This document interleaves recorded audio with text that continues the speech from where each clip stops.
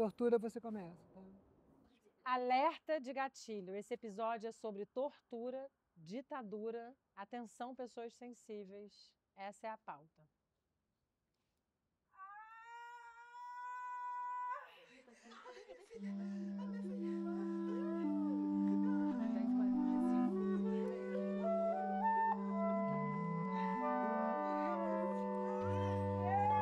Prazer de parir ela. Parto das palavras.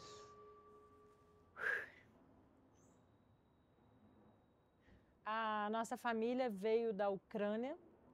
A sua avó, minha bisavó, né, fugiu num bagageiro de navio, nas reminiscências da Primeira Guerra Mundial. E depois de todo esse caos, né, dessa vinda da Ucrânia pós-guerra, você atravessou, quando jovem, uma ditadura militar. E eu sou filha de uma mulher que foi torturada. E isso ainda bate no meu corpo, nas minhas vísceras. E por isso eu quero te convidar a abrir o verbo do que a palavra tortura significa na sua vida. E tortura, para mim, é muito difícil falar sobre tortura, sabe? Assim, eu tenho... dói, assim, eu sofro muito, né? Mas antes de mais nada, eu quero lembrar que eu aprendi com você que me ensinou isso, eu não sabia. A relação que existe entre a palavra tortura e a palavra trabalho, né? Que existe um equipamento, como é que é? Uma ferramenta, né? Um banco, que chama... a palavra trabalho vem de tripalhos, que era um banco destinado à tortura. Incrível isso, né? E... então, a tortura é uma amnésia, assim, na minha cabeça. Eu prefiro não lembrar direito, sabe? Eu não consigo, não dou conta de lembrar direito, né, desse episódio da tortura da minha vida, né? A primeira vez eu era uma criança de 15 anos e adivinha o que estava na minha biografia acontecendo ao mesmo tempo que eu fui presa, né, em 1968. Adivinha o que estava acontecendo? Adivinha o que estava acontecendo? Você estava apaixonada? Estava dando pela primeira vez. Entendeu? E estava dando por livre e espontânea vontade para um homem que eu estava amando e que ele estava me amando. E eu estava meio que forçando, né, para que esse prazer acontecesse, né? Porque ele era muito mais velho e ele estava todo cheio de cuidados, né, em relação a mim. E eu estava impetuosa, assim, querendo, né, sentindo aquele tesão todo, né? E o que aconteceu? Nós fomos juntos para a missa de sétimo dia do estudante Edson Luiz, que foi assassinado no refeitório, né, universitário, né? E na entrada da Candelária, onde estava dando a missa, nós fomos presos, né? Ele tinha 27 anos, ele foi para uma cadeia, e eu tinha 15 anos, eu fui para uma cadeia. Eu vivi isso como que a minha família não era nem católica, ela era só judia, né? Mas eu vivi isso como que? Como uma, qual a palavra, adivinha? Vou dar uma dica. Opressão. Uma punição, né? Porque eu estava querendo trepar, sabe? Assim, querendo transar. E estava no processo de defloração, fala, defloramento, né? Então, assim, essa primeira prisão aos 15 anos já foi uma punição. E aí a pergunta que vem é assim, o que eu fiz para merecer isso? E por incrível que pareça, o que eu fiz para merecer isso dura até hoje. Depois eu fui presa uma segunda vez. Calma, fica na primeira tortura ainda. Bom, o que eu fiz para merecer isso é uma pergunta que dura dentro de mim até hoje. Como é que foi esse momento? Vocês estavam transando, isso já me contou, e aí vocês atrasaram nessa passeata, não foi isso? Eu não lembro se estava transando ou não. A gente estava indo, eu ia para a passeata junto com a galera da minha idade, assim, do colégio. Aí ele falou assim, não, eu vou com você, faço questão de ir com você, vou te proteger. E a gente foi de carro, né? Aí estacionamos o carro, só tinha vaga longe da Candelária. Fomos andando. Fala o nome dele. Rogério Duarte. Quando nós chegamos perto da Candelária, a Candelária já estava fechada e cercada pela cavalaria. Mas explica um pouco mais, para o público que está escutando a gente, né? Quem é o Rogério Duarte? Quem é esse homem que você se apaixonou? Mas eu não sei se vem ao caso, mano, assim, porque isso aí é uma questão da intimidade dele, sabe? Ele era um designer, né? Muito competente, assim, muito bom, né? Que estava na época fazendo capas de disco, né? A coisa mais importante que ele estava fazendo. Ele também tinha um emprego na editora Vozes, que é uma editora importantíssima até hoje, de Petrópolis, né? Ele fazia capas, né, de livros e de discos. Né? E ele fez a Tropicália, ele Ele fez foi um dos mentores da Tropicália, Deus e o Diabo foi um na Terra do Sol. baiano. Era um cara que tinha uma personalidade fortíssima, né? Um arretado, baiano arretado, né? Moreno, meio, né, cigano, assim. Mas o que vem ao caso mesmo é que eu estava querendo, fiz todo um movimento assim, né, do despertar da primavera de uma menina de 15 anos, né? Fiz um movimento assim totalmente libertário e aí veio a punição para cima de mim. Claro, foi uma coincidência, mas, né, coincidência é essa, né? Aí vou dizer de novo, o que reverberou dentro de mim foi assim, o que eu fiz para merecer hoje e reverbera até hoje como sequela dentro de mim. O que eu fiz para merecer isso, sabe? Assim, reverbera como sequela. Mas também teve umas compensações. Por exemplo, ele foi, desapareceram com ele. Depois eu posso contar o que aconteceu com ele. Eu fui para uma prisão e meu pai foi comunicado onde eu estava. Eu estava no DOP, da Rua da Relação. E meu pai também fez uma coisa linda, inesquecível até hoje. Meu pai já estava separado da minha mãe, eu já tinha pouco contato com ele. Ele tinha uma carteirinha do Ministério da Marinha que dava para ele direitos de navegar fora da Baía de Guanabara, mas era do Ministério da Marinha. Então ele deu essa carteirada no DOPS, como se fosse um militar da Marinha, né? Com isso ele foi permitida a entrada dele e ele me abraçou e me parabenizou na frente dos policiais, sabe? Assim, tipo assim, parabéns, minha filha, eu não sabia que você estava engajada, né, no movimento estudantil a esse ponto. E ele fez isso na frente dos policiais. E isso para mim foi uma bênção, né, que também dura até hoje, sabe? Muito linda, assim, esse abraço que meu pai me deu. Né, E esse momento retirada. da tortura, como foi? Você lembra? Você ficou num quarto escuro? Não, esse primeiro momento, a tortura foi só esse aprisionamento. E a tortura foi que desapareceram com o Rogério, né, umas 3 semanas. E quando o Rogério apareceu, porque... A sua tortura? Não, a minha tortura não houve uma tortura física nesse momento. Mas você já me contou que te botaram com capuz. Não, isso foi na segunda vez que eu fui Na primeira presa. não teve capuz, quarto escuro, homens deslizando arma no seu corpo, nada? Não é nada agradável você ir para DOPS da Rua da Relação. Não é um lugar simpático de quando você tem 15 anos e você ir, né? Assim, sendo segurada pelo cotovelo, assim, fui empurrada pelo cotovelo. Mas, assim, a tortura foi depois que meu pai me tirou desse lugar. Eu passei 3 semanas junto com os amigos do Rogério, que já estavam começando a ficar famosos na época, né? Rogério é irmão do Glauber Rocha, né? É amigo de infância do Gilberto Gil, né? É um baiano de primeira hora, um tropicalista de primeiríssima hora, né? Então houve pressão, sim, na mídia para que ele fosse solto. E quando ele foi solto, houve uma conversa assim, se ele ia denunciar ou não, deveria publicamente, o que aconteceu com ele, porque aí sim foi uma tortura inimaginável para mim aos 15 anos de idade, uma tortura braba, sabe?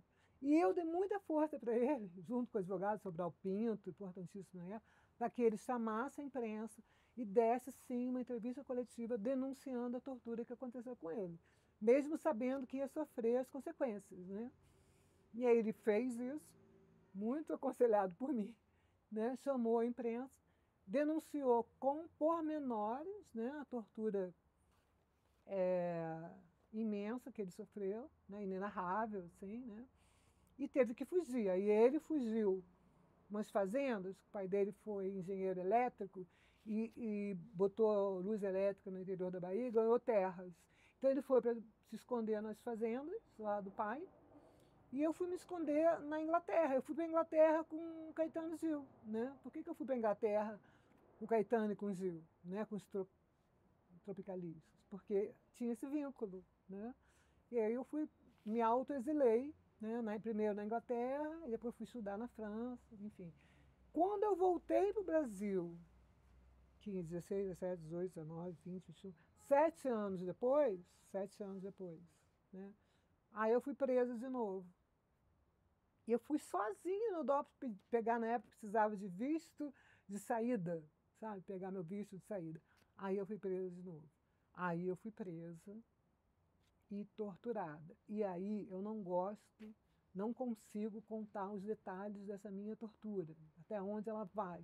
O detalhe único que eu consigo contar dessa minha tortura, que eu me permito contar, é que quando eu ia fazer cocô ou xixi, mas principalmente cocô, tinha uma arma, tinha uma janelinha no banheiro, né, e uma arma. E eu olhava aquela arma e tinha que cagar ali, né? E o que me salvou da loucura, nessa semana que eu passei com várias visitas na sala de tortura, né, com um interrogatório violentíssimo, né, fui obrigada a assinar um interrogatório sem ler o que estava escrito, com capuz, com toda a cena, né? Quantos dias de tortura? Não sei dizer, foi mais ou menos uma semana, assim, né? O que eu quero lembrar, que o que me salvou da loucura foi pensar, isso não é verdade, isso é um pesadelo que eu estou tendo. E eu ficava o tempo todo me repetindo isso é um pesadelo que eu estou tendo, isso não é verdade, é um pesadelo que eu estou tendo. Isso fez eu suportar essa semana de tortura, né? Na sala lá de tortura, que eu não, é um branco, eu não consigo falar o que aconteceu nessa sala de tortura. Consigo lembrar desse... Como é que chama uma arma maior, comprida, assim? A R15. Dessa arma apontando para mim, ia no banheiro, né? Consigo lembrar que a comida chegava e eu não tinha vontade nenhuma de comer, eu rejeitava a comida. E consigo lembrar do interrogatório e eu dizendo, cara, eu não sei nada do que está acontecendo em Paris, assim, sabe? E aí eles achavam que eu sabia com capuz, né? Tanto o interrogador, eu não, o interrogador com capuz. Aquele capuz, aquele capuz, sabe? Assim. E isso que eu consigo me lembrar. E aí depois eu consigo me lembrar que eu fui solta no Alto da Boa Vista descalça, assim, e eles perguntaram se eu queria um beck, sabe? Assim, tá afim de uma maconha? Não, não sei o quê. Eles acharam que pelo meu linguajar eu estava mais para maconheiro do que para militante, né? Mas você assinou vários papéis. Eu assinei vários papéis sem ler o que estava escrito. Você estava encapuzada quando você assinou? Não. E a relação da tortura com você perder a guarda do seu filho, do meu irmão mais velho, né? Do Tiago? Como é Não, que é? O que aconteceu é que quando eu voltei para a França, eu fui considerado subversivo pelos militares que me prenderam e considerado dedo duro pelos exilados, porque eles acharam, os próprios próximos presos depois de mim, assim, a Ruth esteve aqui e falou que você isso. Mas eu não falei nada, foi invenção, entendeu? Assim como eu também fui presa, eles falam, você está presa aqui porque o fulaninho que foi preso antes de você falou isso de você. Mas eu nem sei que fulaninho é esse, nem sei se isso não é invenção, nem considerei isso como uma verdade, entendeu? Mas quando eu cheguei na França, já estava circulando no meio dos militantes de que eu tinha delatado, né, pessoas. Só que eu não tinha delatado porque eu nem sabia o que estava acontecendo. Ou você assinava ou você morria. A minha né? sorte é que o pai Thiago foi muito, muito, muito carinhoso comigo, entendeu perfeitamente a minha situação e não embarcou nessa... Mas depois você loucura, perde a né? guarda do Tiago. Porque aí o pai Thiago era exilado político mesmo, né? Não tinha mesmo perigo dele voltar ao Brasil, e ele criou uma simples justificativa. Se ela voltar com o Thiago para o Brasil... Tiago, seu filho mais velho. Eu perco o vínculo com ele, corro o risco de perder o vínculo, né? E com isso a justiça francesa, já foi suficiente a justiça francesa dar a guarda para ele e me tirar a guarda do Thiago. Entendeu? E aí você perde a guarda do seu filho, isso tem a ver com a ditadura, né? Tem a ver porque o pai do Thiago era exilado político e realmente ele não podia, porque ele foi um dos mentores daqueles sequestros dos libertadores, né? MR8, ele foi oficialmente da MR8. Então ele não podia mesmo voltar ainda para o Brasil. E eu realmente podia, né? E isso realmente podia acontecer. De eu voltar para o Brasil e o vínculo dele com o filho dele ficar mais, né, tênue, assim. Então, você perder a guarda do seu filho, você ter o seu processo de descoberta do seu defloramento, do seu tesão, de dar, de trepar, de sentir tesão. Punido. Tudo isso tem a ver com a tortura, né? Com a ditadura. Você ter um momento onde você faz a descoberta do sexo e do prazer. E a pergunta que não quer calar, que continua até agora, que eu ainda tenho que ir na terapia voltar para ela eternamente, que é um comandamento, é assim, o que eu fiz para merecer isso? O que eu fiz? Então tem uma culpa de algo que eu não sei o que é, entendeu? A pergunta que fica me punindo, assim, me inibindo, né? Me amedrontando, me apequinando, me tirando meu valor, assim, o que eu fiz para merecer esse tratamento? E eu não sei o que eu fiz, entendeu?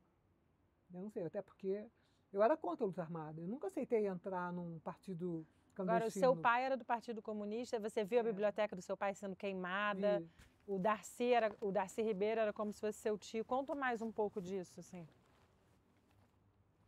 Ah, eu sou filha sou neta, né? Sou neta de anarquistas, né? O meu avô materno, ele era menino de rua na Rússia, né? E ele foi recolhido da rua e veio viver naquelas comunidades que tinham, umas ecovilas da época, assim, né? Veio fazer a vida, fez a vida, né? Mas ele era anarquista, né? É uma mistura, assim, de empresário com anarquistas, muito complexa, difícil de entender, né? E meu pai e minha mãe se conheceram no Partido Comunista, né? E o professor Darcy Ribeiro era um amigo em comum entre eles. Se não me engano, o professor Darcy Ribeiro foi padrinho de casamento E deles. a Berta também, né? E a Berta Ribeiro, que era judia também, né? Ela era judia. Eles viviam juntos, né? Assim. Eram super amigos, né? Super amigos. Meu pai era o braço direito do professor Darcy Ribeiro, né? Trabalhou junto, era tio Darcy para cá, tio Darcy para lá, era e totalmente um tio, né? Então eu já vim desse... As reuniões do Partido Comunista aconteciam na sua casa. Desse ambiente, dessa mentalidade muito humana, né? Meu pai era ateu completamente, eu tinha medo de igreja, né? Tinha medo de igreja, sabia? Assim, porque meu pai era ateu. Meu pai dizia, na escola perguntaram qual a tua religião, você disse que você é brasileira. Assim. Mas meu pai era o cara mais humano que eu conhecia, né? Um cara super humano, né? E meu avô também. Então eu fui educada com muita liberdade, né? E com essa mentalidade muito humana. E né? teve essa cena de queimarem a biblioteca do seu pai? Ele levou a biblioteca toda dele para o sítio de um amigo dele do partido, um médico que tinha um sítio, para ser queimada. Levou assim. Eu não vi, né? Eu não vi, mas eu vi a ida da biblioteca. Porque ele não tinha direito de ser um intelectual. Não, se a polícia chegasse lá, né, lá em casa, né, ia ver aqueles livros tudo, marxismo, Marx, Engels, não sei o que lá, entendeu? Ia prender ele, não? Ele não foi preso, não. Meu pai não foi preso, não. Você teve um tio que foi morto? Eu tive um tio que era da Marinha, e é um caso assim até raro, de um militar da Marinha que foi preso no golpe, né, e se suicidou dentro da prisão. Então a gente viveu ao mesmo tempo, né, o golpe, os suicídios do meu tio, né, foi na prisão? Vivido, assim, o suicídio na prisão. Ele se suicidou na prisão. Preso. Você perdeu a guarda do seu filho? O Tiago, inclusive, meu irmão mais velho, é capa de um livro sobre crianças que ficaram... O nome foi ele que deu, sabia? Ele que criou esse nome, Entre Raízes e Antenas. Porque a pergunta é, você é uma pessoa desenraizada pelo fato de ser filho do exílio, né? Aí ele fala, não, entre raízes e antenas, eu vou construindo a minha vida, né? Entre as raízes e antenas. Tá. Não gosto de falar da tortura, não, me dá um enjoo. Enjoo falar de tortura, sabia? Dá assim, uma dor de barriga. Faz tortura. Mas a pergunta como é que ela... O que eu fiz para merecer esse negócio, entendeu? Até hoje. Eu não sei o que eu fiz. E é por isso que eu me intimidei, né? E é por isso que eu sou outsider, né? Hoje em dia eu até me pergunto se ser outsider... Temos tempo? Se ser outsider não é também uma escolha. O que é outsider? Explica. Ser outsider é ser uma pessoa fora do mainstream. Sabe o que é? Mãe, tá muita palavra em inglês. Oi, dá para falar em português? Eu não gosto dessa coisa de falar da inglês. avenida principal, sabe? Eu prefiro os afluentes, as margens. assim. as margens, né? Eu prefiro as vias secundárias, né? Durante muito tempo eu achei que era um acovardamento que a tortura, a prisão precoce tinha me dado, né? Me acovardei, perdi meu primeiro namorado, fui punida porque estava a fim de trepar com 15 anos de idade, no meio da defloração, meu namorado foi embora, sumiu, entendeu? Sabe, assim. Mas hoje em dia eu também não pergunto se também... Depois ele volta sem conseguir te encostar, ele tem que fugir, né? Não. A gente se encontrou 40 anos depois, foi lindo. Namoraram, né? Namoramos, foi maravilhoso, assim, foi um fechamento, foi um laço, assim, inesquecível da minha vida, né? Mas a gente está falando lá atrás da tortura, mas teve isso. 40 anos depois eu me reencontrei com o Rogério. Ele com câncer, todo fodido, que ele também foi uma pessoa que se encolheu, sabe? Em relação ao se expor no mundo, ao se colocar no mundo, ele se encolheu total, assim, né? E eu também me encolhi total, mas hoje em dia eu estou reconsiderando esse encolhimento não só como covardia, mas como também escolha de vida, sabe? Assim. Mas é por isso que a gente está fazendo esse podcast. Vamos para o mundo, vamos embora. Para ir para o mundo. Vamos, e vamos pro mundo. Como filha de uma mulher que foi torturada... Que se encolheu devido à tortura. Eu estou aqui porque o assunto tortura, a palavra tortura, ela sempre foi velada dentro de casa, né? A gente nunca pôde, né? Quando criança, eu entendia que a minha mãe tinha uma dor e um nível de sofrimento que eu não sabia de onde vinha, mas também isso não podia ser falado. Mas eu vou contar também que meu ambiente familiar na minha infância não foi dos melhores, entendeu? Meu pai e minha mãe brigavam muito, minha mãe falava verdades absolutas, não ouvia, né? Então coincidiu, né? Toda uma repressão política, histórica, né, de ditadura, com um ambiente também que era um cálice que tinha interno também dentro de casa. Tinha um cálice dentro de casa também, entendeu? Então, houve esse sobreposto, né, do social e do familiar, um cálice dentro de casa também, entendeu? Que favoreceu o meu encolhimento, tá? Mas eu estou te dizendo, né, finalmente, depois de velha, antes tarde do que nunca, né? Será que a gente também não pode considerar esse meu encolhimento como uma preferência pelos afluentes, pelas segundas vias, né? Pelos caminhos assim menos oficiais, menos legítimos da vida, né? Sabe, assim... Hoje em dia também estou levando isso em consideração, sabia? Como escolha. Eu fico com a palavra do velado e do revelado, né? Assim, por que esse processo todo ainda é muito velado, né? Assim, acho que se a gente ainda falar... dá dor de barriga, ainda dá enjoo. Quando eu falo de tortura, vontade de chorar. A vontade de chorar já é um avanço, porque durante muito tempo não dava nem vontade de chorar, nem isso dava um endurecimento, assim, sabe? Assim. Vontade de chorar já é um avanço, sabe? E agora que eu chorei porque eu vi o Thiago tocando no Super-Homem, sabe por que eu chorei sem parar um dia inteiro? Eu tive que ligar para minha terapeuta, pediu, e ela foi super fofa e falou, claro, te atendo agora, né? Por que eu chorei de uma emoção? Foi uma emoção? O Thiago estava com o Gil há 10 anos, agora que eu vou me emocionar. Por quê? Porque quando eu perdi a guarda do Thiago na França, foi ao mesmo tempo quando entrei em contato com esse super-homem do Gilberto Gil, né? E foi o super-homem do Gilberto Gil né? que me ajudou a suportar a dor de ter perdido a guarda do Thiago. Total, porque ele fala que